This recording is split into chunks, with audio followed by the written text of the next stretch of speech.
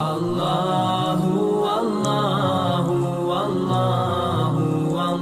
السلام علیکم ورحمۃ اللہ وبرکاتہ۔ الحمد للہ الذی لم یزل عالما قدیرا حیا قیوما سمیعا بصیرا، واشهد ان لا اله الا الله وحده لا شريك له واكبره تكبيرا،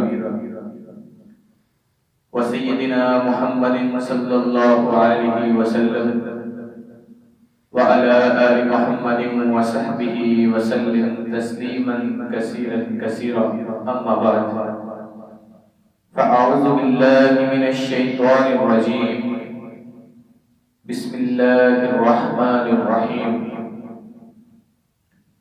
وعن أبي هريرة رضي الله عنه قال قال رسول الله صلى الله عليه وسلم قال الله تعالى أنا مع عبدي ما ذكرني ما تحركت بي شفاته، أو كما قال رسول الله صلى الله عليه وسلم۔ ابو ہریرہ رضی اللہ تعالیٰ سے روایت ہے، نبی المکرم جناب محمد رسول اللہ صلی اللہ علیہ وسلم نے فرمایا، آپ نے فرمایا حدیث قدسی ہے، جس شخص نے اللہ تعالیٰ سے، اللہ تعالیٰ فرماتے ہیں کہ جو بندہ میرے رستے میں میرے لیے، میری رضا کے لیے، میرے ذکر کے ساتھ اپنے ہونٹوں کو حرکت میں رکھتا ہے، ہلاتا رہتا ہے، اس وقت تک میں اپنے بندے کے ساتھ ہوتا ہوں۔ جب تک میرا بندہ میرے ذکر سے اپنے ہونٹوں کو حرکت میں رکھتا ہے، تب تک اللہ رب العالمین فرما رہے ہیں میں اپنے بندے کے ساتھ رہتا ہوں۔ ساتھ رہنے سے مراد اس کا تعلق ایمان اور عقیدے سے ہے۔ اللہ تعالیٰ کا ساتھ ہونا، اس سے مراد کہ انسان پریشانیاں، مصیبتوں اور بہت زیادہ دکھ جو انسان کی زندگی میں ہے، انسان کا ان چیزوں سے بہت زیادہ دور ہونا۔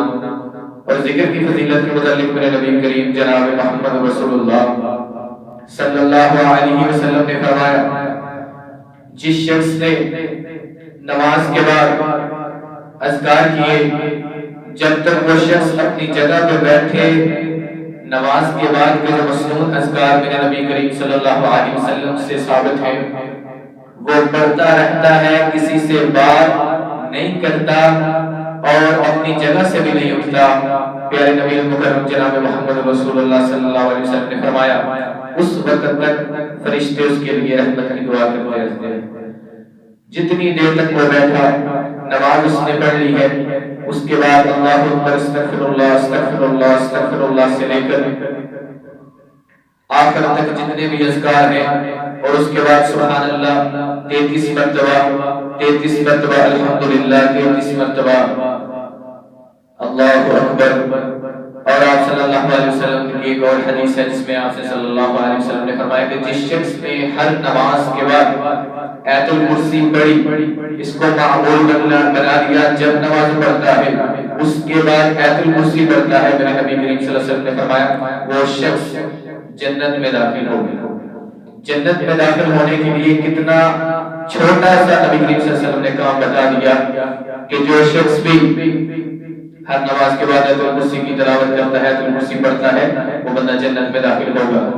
ایک اور حدیث جو کہ مشہور حدیث ہے، بخاری کی آخری، وعن ابی ہریرہ رضی اللہ عنہ قال رسول اللہ صلی اللہ علیہ وسلم قال اللہ تعالی کلمتان حبیبتان الی الرحمن خفیفتان علی اللسان ثقیلتان فی المیزان سبحان اللہ وبحمدہ سبحان اللہ العظیم۔ یہ بھی اللہ تعالیٰ کا بہت بڑا ذکر ہے۔ آپ سے فرمایا کہ اللہ کو دو کلمے بہت محبوب ہیں، اچھے ہیں، پیارے ہیں۔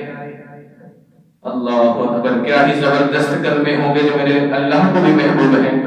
اللہ تعالیٰ نے فرمایا دو کلمے مجھے محبوب ہیں، اور کل قیامت کے دن میزان میں بہت وزن رکھنے والے ہوں گے، لیکن آپ نے فرمایا زبان پر مشکل نہیں، ثقیلتانی فی المیزان خفیفتان علی اللسان، زبان پر آسانی سے ادا ہو جانے والے وہ دو کلمے ہیں۔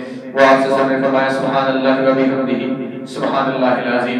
کل قیامت کے دن لوگ لڑ رہے ہوں گے، پریشان ہوں گے، ایک دوسرے سے نیکیاں مانگ رہے ہوں گے مگر نہیں ملیں گی۔ آج ہمیں نیکیوں کے بہت بڑے تحفے مل رہے ہیں، بہت بڑی سیلیں لگی ہوئی ہیں۔ اللہ تعالیٰ چاہتے ہیں کہ ہم یہ چھوٹی چھوٹی نیکیاں جن کا بہت بڑا اجر ہے وہ کر کے اپنے اعمال ناموں میں نیکیوں کی بھنڈار کو جمع کر لیں، تاکہ قیامت کے دن رسوائی کا سامنا نہ کرنا پڑے۔ اللہ سے دعا ہے کہ جو سنایا اس پر مجھے اور آپ کو عمل کرنے کی توفیق عطا فرمائے۔ وآخر دعوانا ان الحمد للہ رب العالمین۔ السلام علیکم۔